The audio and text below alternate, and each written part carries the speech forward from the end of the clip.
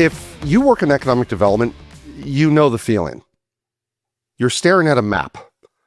You have a prospect with a billion-dollar budget and a list of impossible demands. They want a site with perfect logistics, a skilled workforce that doesn't exist yet, tax incentives that, let's be real, are probably illegal, and they want it operational in 6 months. If you don't deliver, you lose the project for your community. Maybe you lose your job. But imagine if the stakes were higher. Imagine if the client was the absolute monarch of the most powerful nation on earth. Imagine if the competition wasn't just another state or province, but a rival empire that wanted you dead. And imagine if failure didn't mean updating your LinkedIn profile. It meant the dungeon, exile, or a subtle dose of arsenic in your wine. Welcome to the world of Jean-Baptiste Colbert.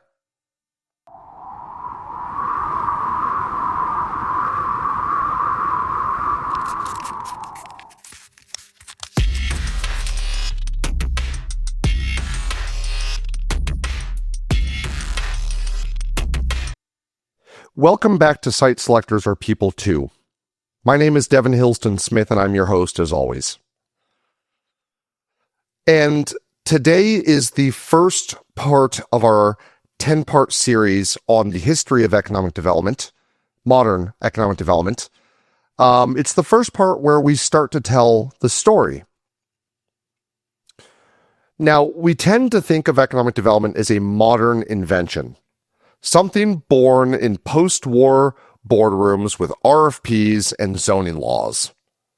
But the toolkit we use today, tax abatements, talent attraction, infrastructure grants, industrial espionage, quality control, that wasn't invented by consultants in the 20th century.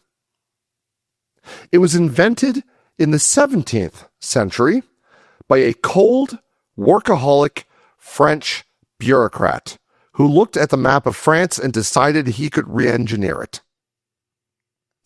Today, in episode 2, we are meeting the King's site selector.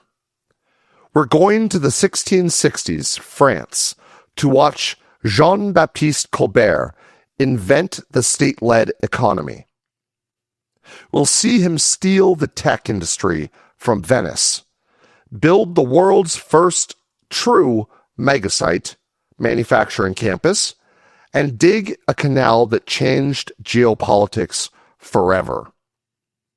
So put down that RFP for a moment. Let's go back to where it all began.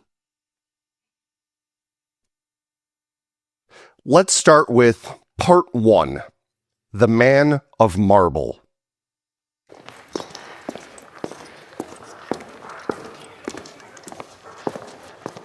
To understand the job, you have to understand the boss.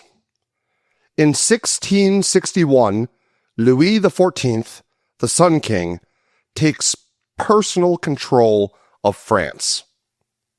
Louis is all about glory. He's building Versailles. He's fighting wars. He's wearing heels and massive wigs.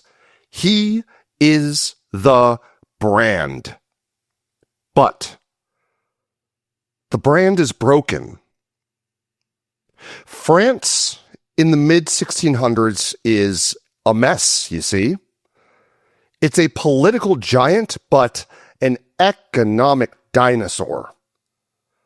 The roads are mud. The tax system is an absolute joke. Half the money is stolen before it reaches Paris. And worst of all, France doesn't make anything that the world wants. If you're a wealthy Parisian and you want nice cloth, you buy it from the Dutch. If you want a mirror, you buy it from Venice. If you want a ship, why, of course, you buy it from the Swedes. Gold is flowing out of France to buy these things, and Louis needs that gold to pay his armies. And so, enter Jean-Baptiste Colbert. Colbert isn't a duke or a prince. He's the son of a draper, a cloth merchant from Reims. He worked his way up through the back rooms of the administration, and he is the antithesis of the flamboyant courtier. He wears somber black robes. He works 16 hours a day. He is obsessive, humorless, and terrifyingly efficient. Essentially, he is the Professor Snape of France in the 1600s.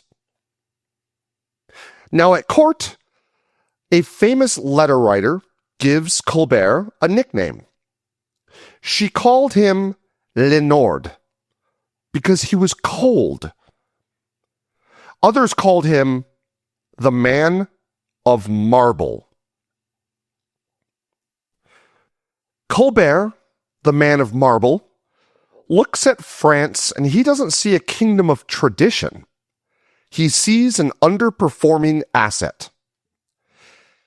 He sees a site that has bad infrastructure, low-skilled labor, and a massive trade deficit. His philosophy is what we now call mercantilism. It's a zero-sum game. He believes there is a fixed amount of wealth, gold and silver, in the world. For France to have more, the Dutch must have less.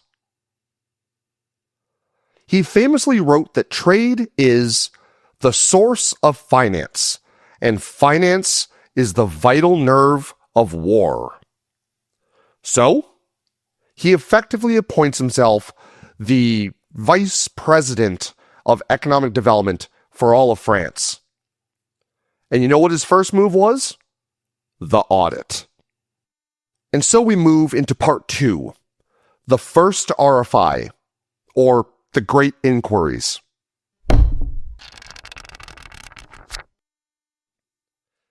In 1663 and 1664, Colbert launches what might just be the most aggressive request for information, RFI, in history.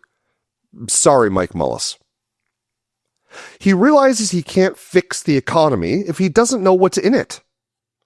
The king's local governors are mostly useless aristocrats who don't care about commerce. So, what does Colbert do? He bypasses them. He utilizes a network of intendants. These are royal administrators sent to the provinces. Think of them as the state's regional project managers. Colbert starts sending them letters, hundreds of letters, and he asks very specific, data-driven questions that would make any modern site selector proud. As an aside, before this next part, I am also going to apologize in advance to anybody who's listening that is French or speaks French for my terrible, terrible accent as I play Jean-Baptiste, the man of marble, Colbert. I wish to know the number of looms in your district. What is the quality of the wool? Why is the river not navigable? Who is cheating on their tax exemptions? I want names. All right, I'm back. Didn't really do an accent, but there you are. So Colbert orders them to investigate the false nobles. You see, in France, if you were a noble, you didn't pay the land tax. So thousands of rich merchants just bought titles or faked family trees to avoid taxes. And so Colbert launches a massive audit, a review of titles. He forces each and every one of them to prove their nobility or pay up. It's a clawback provision on a national scale. He builds a massive personal library, effectively a database, where he tracks every asset in the kingdom. He turns the French state into an information processing machine. He knows exactly how much timber there is for shipbuilding in the Pyrenees. He knows which towns are failing and where they are. And once he has the data, he moves to the next phase, talent attraction. And now, part 3, the war for talent, or the mirror heist.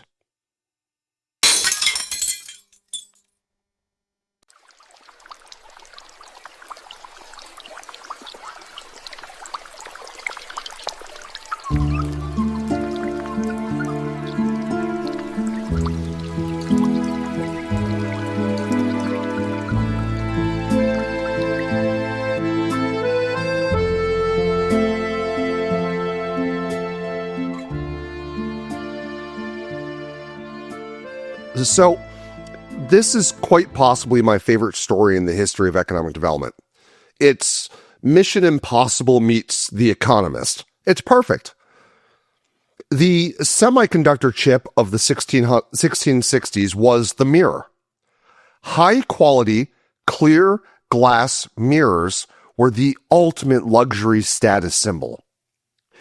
And there was only one place on Earth that knew how to make them. The Republic of Venice, specifically the island of Murano. Now, to be fair, the Venetians kind of ran a cartel. They knew their monopoly depended on secrecy. The Council of Ten, the Venetian Secret Service, had a law. If a glassmaker left Murano to work abroad, he would be ordered to return. If he refused, his family would be imprisoned. If he still refused, they would send an assassin to kill him. The Venetian Secret Service were the real deal, ladies and gentlemen.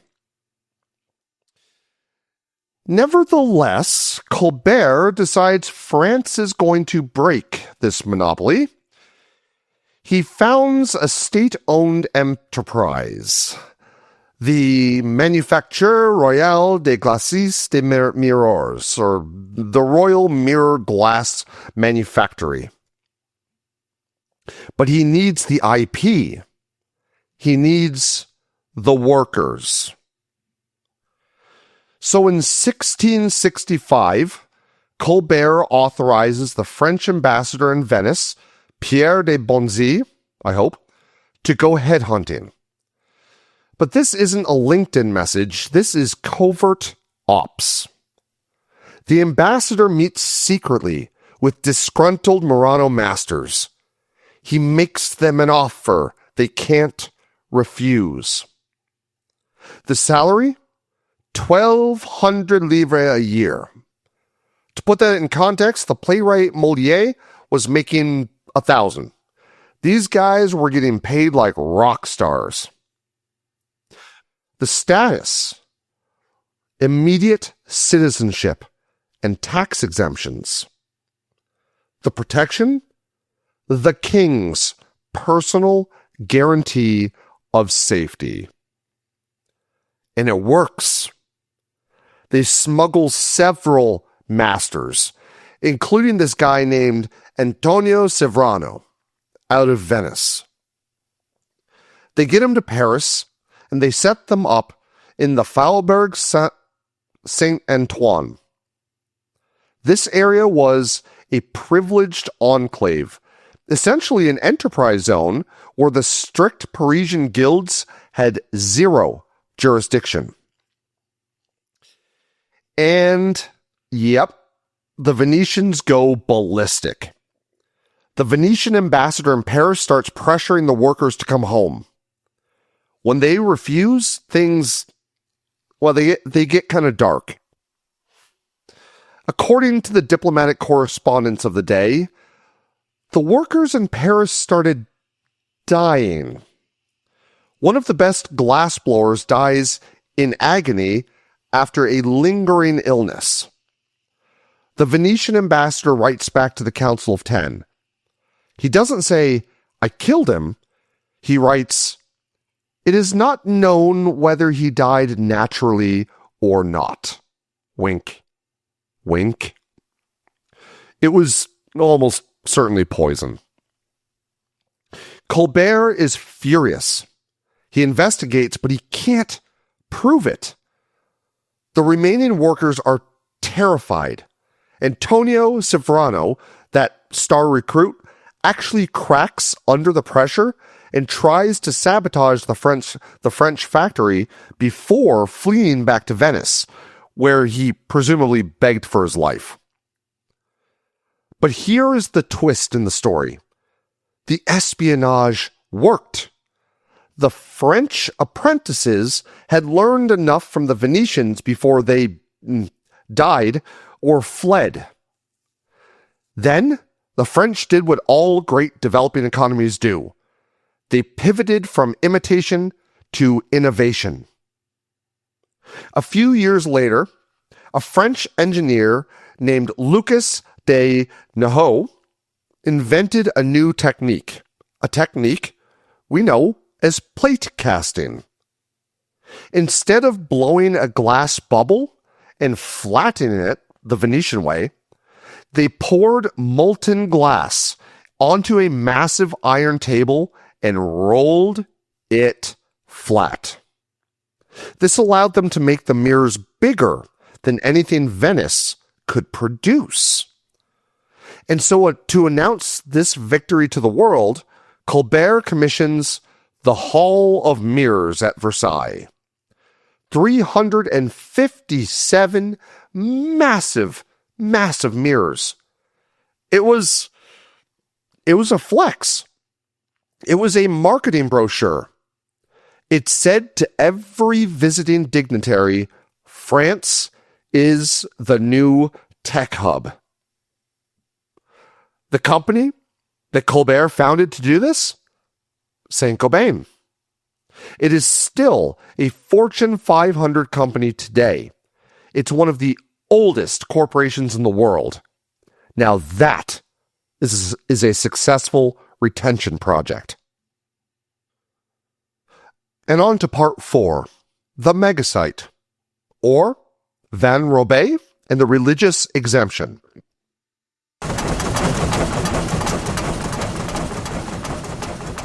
Mirrors were for the king, but for the economy, Colbert needed textiles. Cloth was the oil of the 17th century, and the Dutch were the masters of fine cloth. Colbert wants to build a domestic industry to replace imports. He identifies a whale of a prospect, José Van Robay. Van Robay is a massive industrialist in Middelburg, Holland. Colbert wants him to move his entire operation to France. The negotiations are, well, they're fascinating. It's exactly like a modern state courting a car plant. Van Robay knows he has leverage, and he asks for the moon. And Colbert gives it to him. In 1665, they signed the deal. So let's look at the incentive package, shall we? Number 1, the cash. A startup grant of 12,000 livres and an interest-free loan of 20,000. The monopoly as number 2. Van Robay got exclusive rights to weave fine broadcloth in the town of Abbeville for 20 years. No competition allowed. And number 3, the tax abatement. His workers are exempt from the salt tax and military quartering. But there was one massive hurdle: the site selection killer. José van Robé was a Protestant. France was deeply, violently Catholic. The King, Louis XIV, hated Protestants. But Colbert was a pragmatist. He looked at the return on investment. He inserts a clause in the contract granting Van Robé and his workers the right to practice their religion, as long as they didn't do it too loudly or too scandalously. He essentially sold a civil rights exemption as part of an economic development package. Not bad. So, Van Robé moves to Abbeville. He builds the Manufacture de Rem. This wasn't just a workshop, it was a proto-factory, a city within a city. At its peak, it had 1,800 workers inside the walls, and another 10,000 working from home in the surrounding area. It had its own rules, its own housing, its own economy. Colbert micromanaged it. He wanted to know the head count. He wanted to know the output. He treated Van Robé like a partner, but also like a subordinate. He proved that the state could create an industrial cluster out of thin air if it threw enough money and legal privileges at it. The first megasite.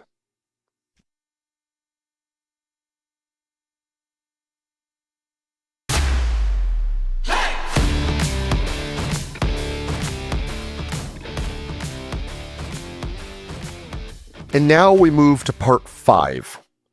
Infrastructure as a strategy, or the Canal du Midi.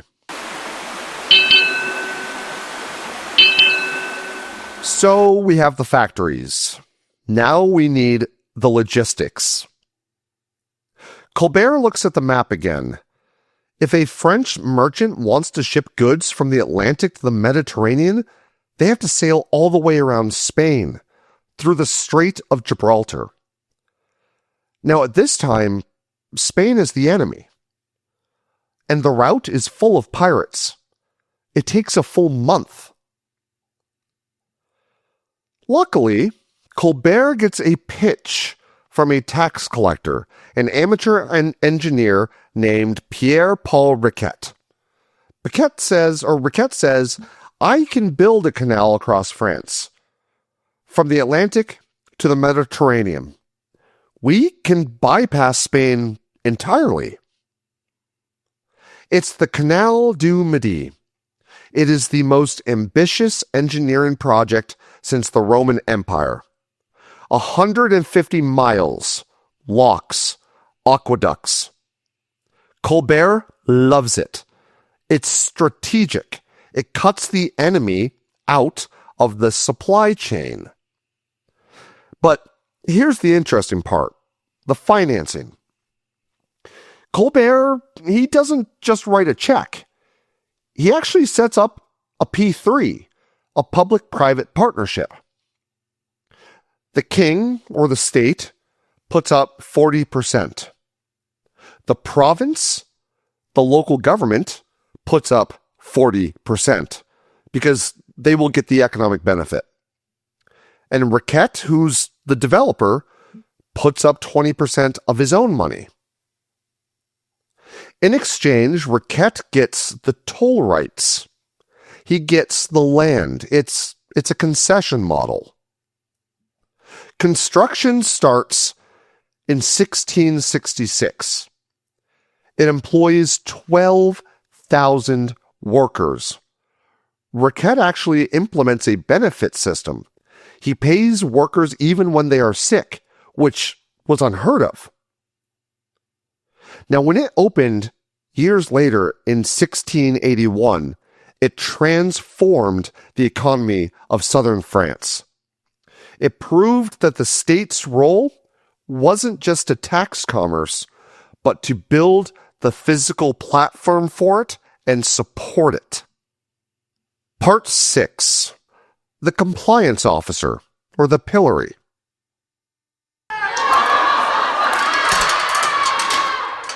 So far, Colbert sounds like a hero of development. But there's a dark side, of course, to the man of marble. Colbert believed that for France to win, brand France had to mean quality. And so he didn't trust the market to regulate quality. He believed the state had to enforce it. He issues over 150 edicts regulating the guilds. He creates a corps of inspectors of manufacturers. These guys were the compliance officers from hell. They regulated everything, man. The thread count of the cloth, the width of the fabric, the type of dye used. If you were a weaver and you wanted to innovate, too bad. It's not in the regs. And the enforcement? It was theatrical terror.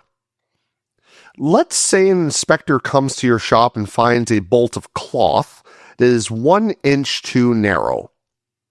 Strike 1, the cloth is confiscated. They take it to the town square, cut it into strips, and hang it on a post with your name on it. Public shaming at its finest. Strike 2, they burn the cloth, and you get a massive fine. Strike 3, this is real.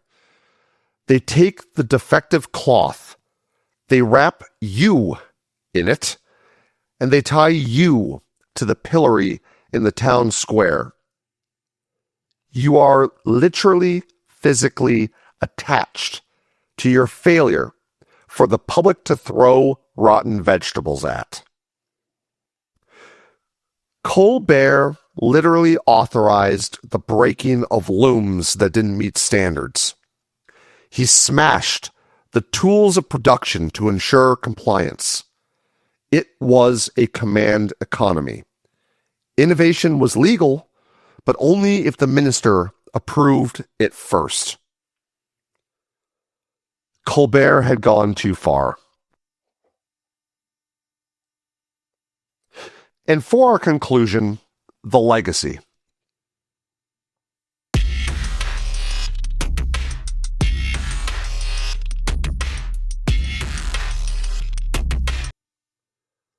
Jean-Baptiste Colbert died in 1683. By the end, I'm afraid to say, he was unpopular. The wars of Louis XIV had drained the treasury he worked so hard to fill. The people were overtaxed. But still, look at what he built. Saint-Gobain is still a global leader in materials. The Canal du Midi is a UNESCO World Heritage Site. The Gobelin tapestries are still world famous.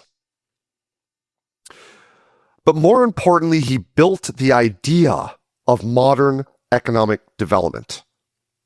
Before Colbert, the economy was just something that happened. Peasants grew wheat. Merchants traded it. Kings taxed it. Colbert proved that the economy is something you can design. You can target a sector, mirrors. You can recruit talent, Venetians. You can use incentives, tax exemptions. You can build infrastructure, canals. Colbert was the first person to look at a nation and see a project. Now, was he perfect? Absolutely not. His obsession, and there's a lesson to be learned here, his obsession with regulation eventually stifled innovation. His protectionism led to trade wars.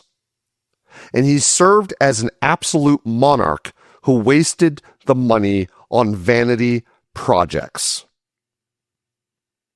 But every time you fill out a grant application, Every time you negotiate a tax credit, every time you look at workforce data to sell a site, you are walking in the footsteps of the man of marble. Now, in this series, after every episode of storytelling, we're going to follow it up with a segment of academic theory.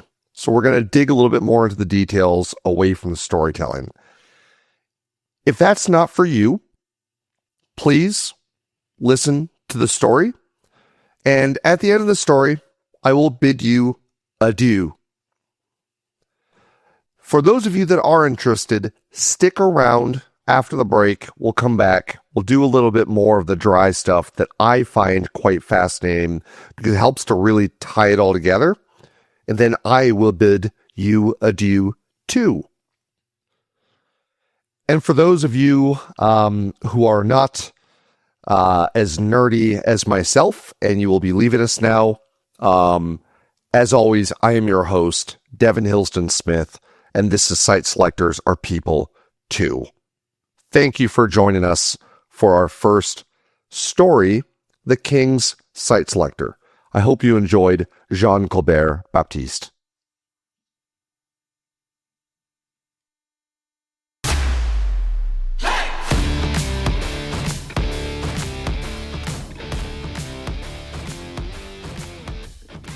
All right, nerds, here we go. So, the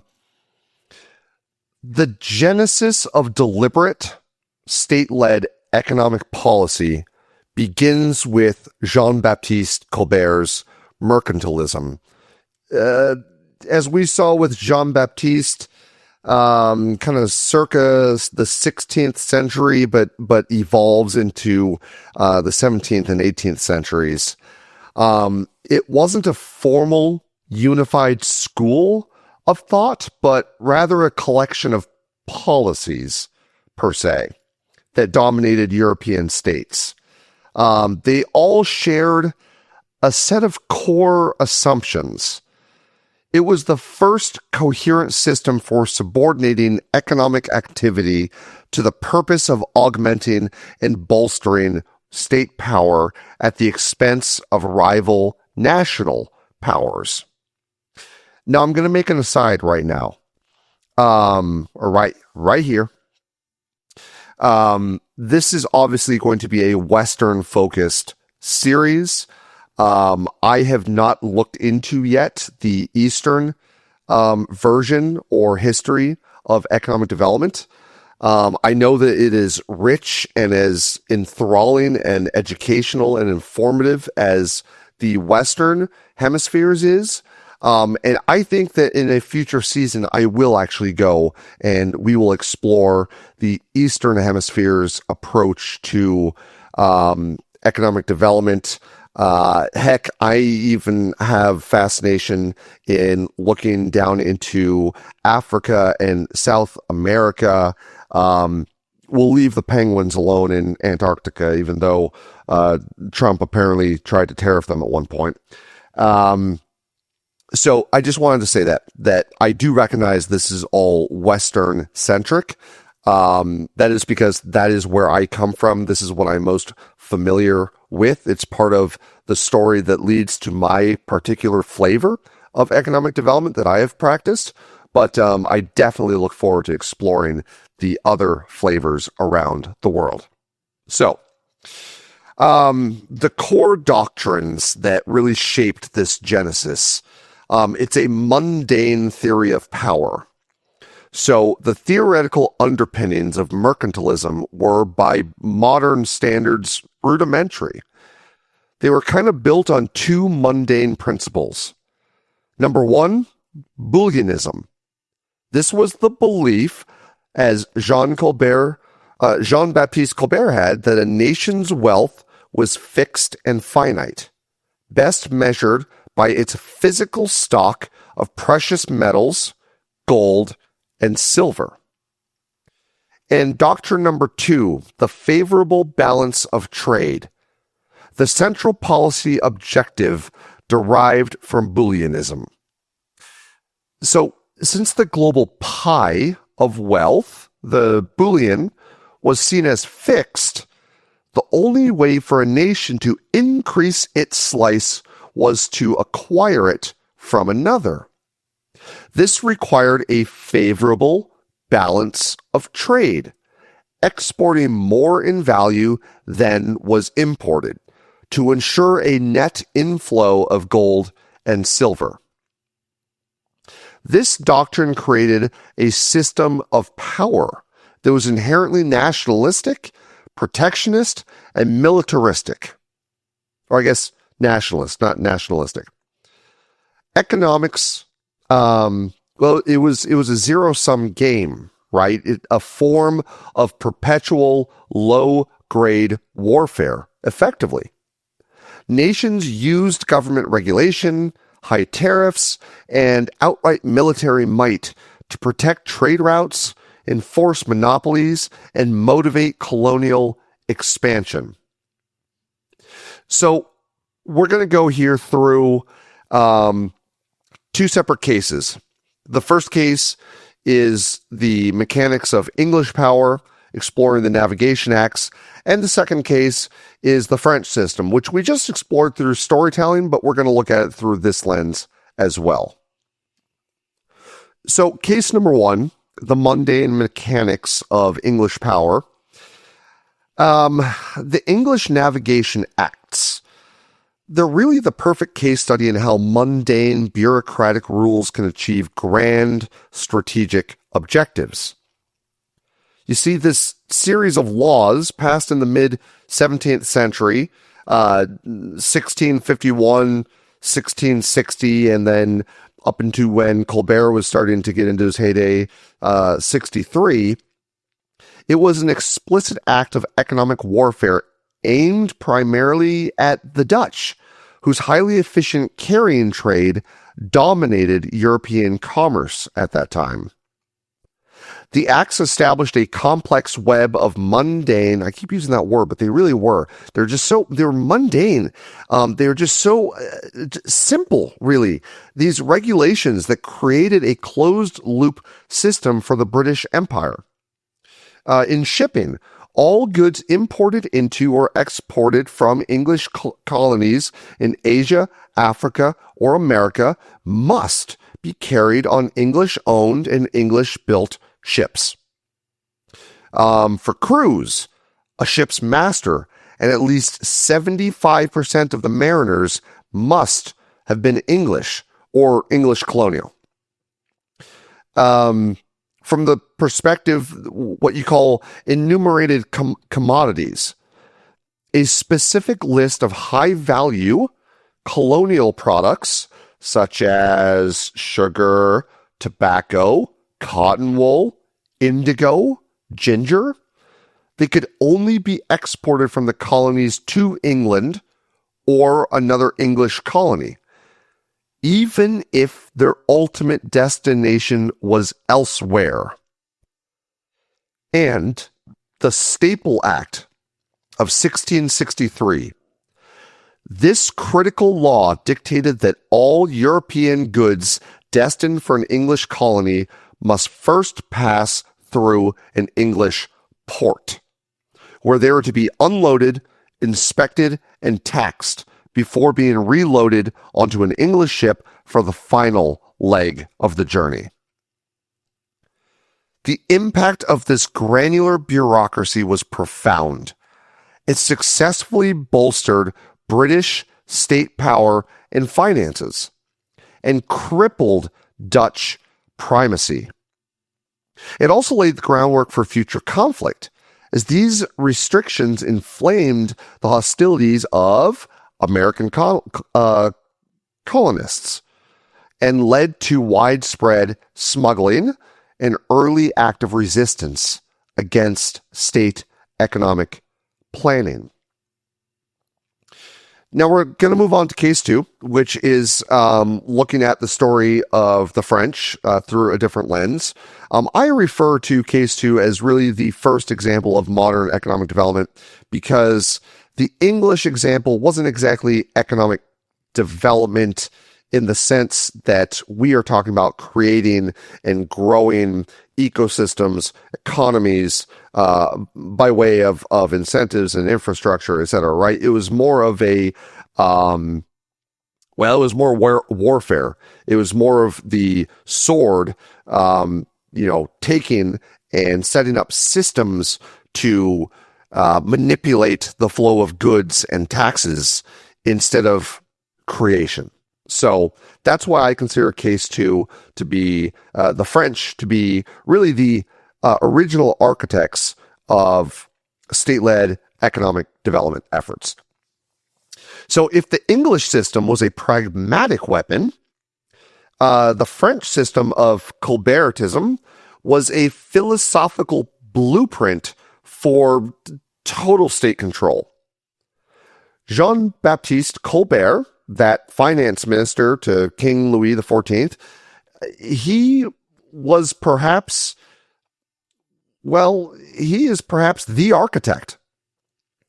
His central principle was that the wealth and the economy of France should serve the state, period. His goal was to create a French economy that sold abroad and bought domestically. To achieve this, let's go through what we already know from the story, but through this different lens. Colbert unleashed the power of the mundane bureaucratic state. There's that word again. We'll go through it kind of in four different chunks this time. So, tax reform. Colbert did not just raise taxes. I don't think that's something I mentioned before, but he did. He raised taxes and he rationalized them. He launched those investigations into the corrupt system of tax farming. Most remarkably, he initiated that review of titles of nobility to discover and expose those falsely claiming exemption from the land tax. The second way in which the state operated was through the quality control. Colbert believed, as we saw, that French goods must compete on quality. And so he imposed extensive regulations and a state-run inspection system for manufacturing, particularly for luxury goods like lace. There was also an industrial policy. I sort of danced around this in the storytelling, but he established state-backed monopolies to champion French industries, and he used protective tariffs to shield them from foreign competition. And the fourth area is naval and institutional policy. Colbert understood a strong navy was vital for securing trade routes, and so he built one. He also founded the great commercial trading companies like the French East India Company and scientific academies like the Academy of Science in 1666 to harness intellectual capital for the state. So he did a lot more than what we went through in the story. And that's part of why I'm glad those of you that stuck around did stick around, because it gives us more context, right? It's not necessarily always about an audit and stealing talent, right? And building a canal and instituting tax exemptions and civil rights exemptions. I mean, he went through tax reforms overall and the quality control side. He had industrial policies, naval policies, and institutional policies. A true economic developer, right? The 17th century bureaucracy is the true genesis of the modern fiscal and regulatory state. The rules, the Navigation Act's, 17 or 75% crew requirement, or Colbert's audit of noble titles, represent the birth of the administrative machinery necessary for any economic development plan. These early policies also set deep, path-dependent cultural precedents. Colbert's ideas left deep marks in the French psyche, embedding the idea that the state embodies the common good.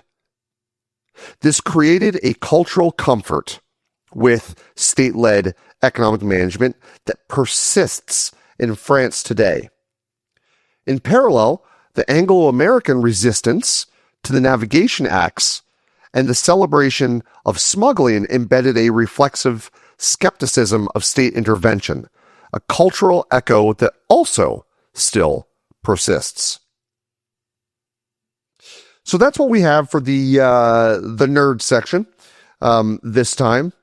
And for those of you that stuck around, thank you so much. I appreciate it. I hope that was worth it. And I hope that you join us next time for, I'm still coming up with an episode title. I think we're going to end up calling it, The Price of Innovation, where we are going to meet, a gambler, a murderer, and a genius named John Law in 1720. He's going to invent paper money. He's going to buy the Mississippi River. And he's going to sell shares in a, in air quotes, mega site that turns out to be a swamp full of alligators. It's the story of the first great economic hype cycle. As always, I'm your host, Devin Hillsdon-Smith, and remember, site selectors are people too. See ya. Just a heads up, views expressed in this podcast are solely my own and are not attributable to any employers, whether past or present. Thank you.